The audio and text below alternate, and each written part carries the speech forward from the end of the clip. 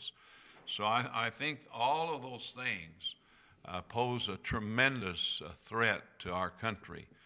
But I believe perhaps the greatest threat, those things have to do with other people. Those things have to do with man.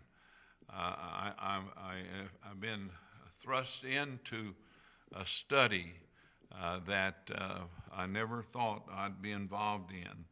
And I think the greatest threat, very likely, to our country is the shedding of innocent blood. And I think that when that happens to a certain limit, then the judgment of God falls on a nation. And some of the things we're facing today may be as a judgment from God.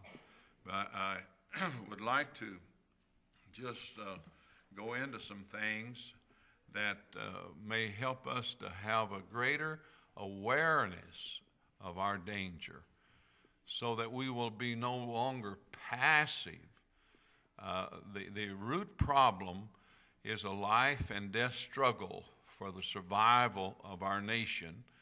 And what is behind that is the devil that I call the father of abortions, because he's a murderer and a liar and a deceiver. And everything he does, he works from obscurity.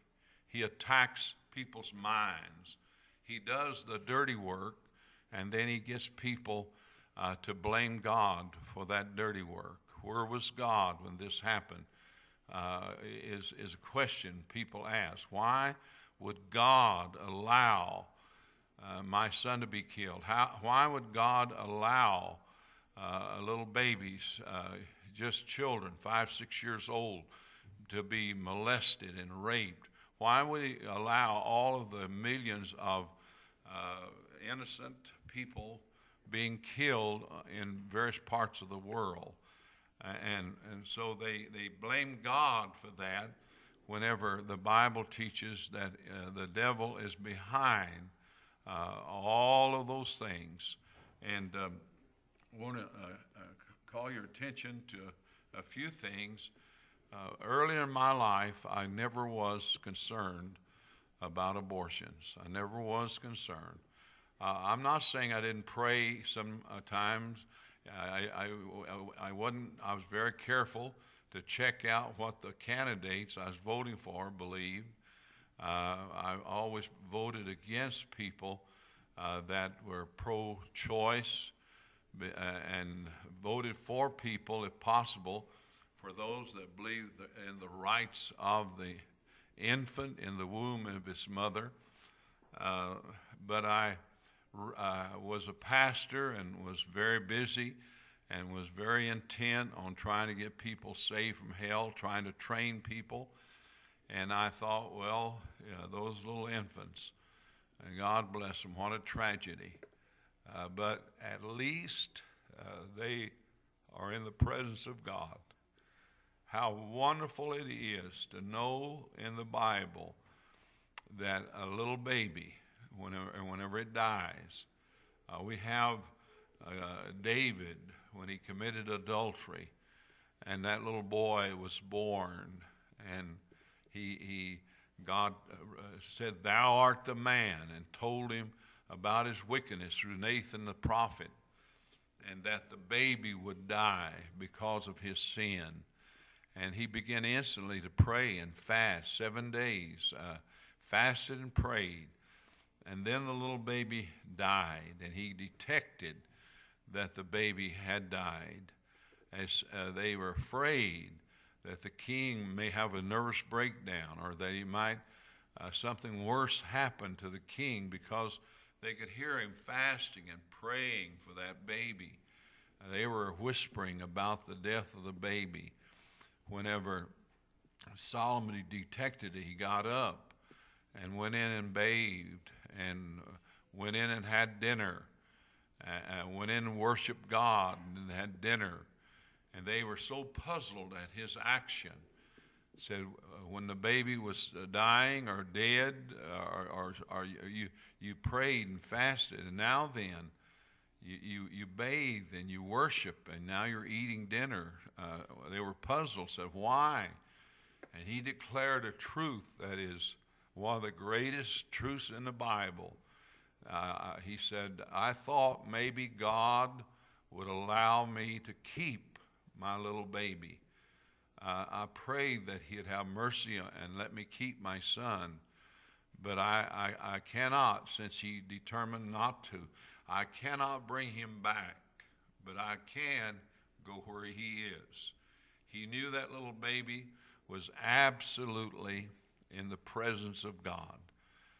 He knew that he was in paradise. He knew, I don't know what David knew about paradise. He might have known a lot more than what we know today, because he is such a godly man in all the other instances of his life. And he wrote so many things that was just wonderful about God's blessing, God's wondrous works. But he said that that little baby is with my Lord, and I cannot bring him back to this world, even though I love him and would try to be a good father, but I can go where he is. So I rejoiced in the fact that that when those little babies were aborted, it's tragedy. I even reason if they're unwanted, it'd be better maybe for them to die and go on to heaven. And as an infant from the womb, that would be raised in an ungodly environment like many of them would come into. That was just human reasoning. That was just justifying my position of basically saying I'll vote and I'll pray and I'm against, but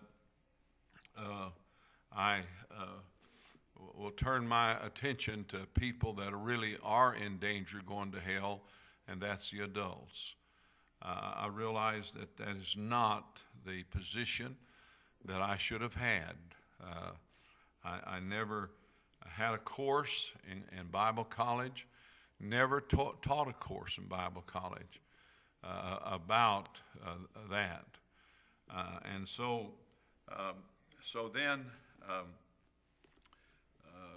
then I was startled, 1979, to find out that I almost never lived, that my mother attempted to abort me. That floored me. That just was something beyond my ability to comprehend, because I knew my mother as the woman, humanly speaking, that was the main reason that I was saved. I remember hearing her pray in her bedroom. I was totally indifferent to that. I remember my mom and dad reading the Bible. I remember the tremendous teachings of honesty, integrity, and responsibility and reverence that I was taught. But in my mother's last 10 years was given over to soul winning. She found out when she was in 69 that every person is to reproduce themselves and win souls. And she said, I'm not doing it. That makes me a hypocrite. In her mind, she only had an 8th grade education. She had to quit school when her mother died, giving childbirth to a little sister.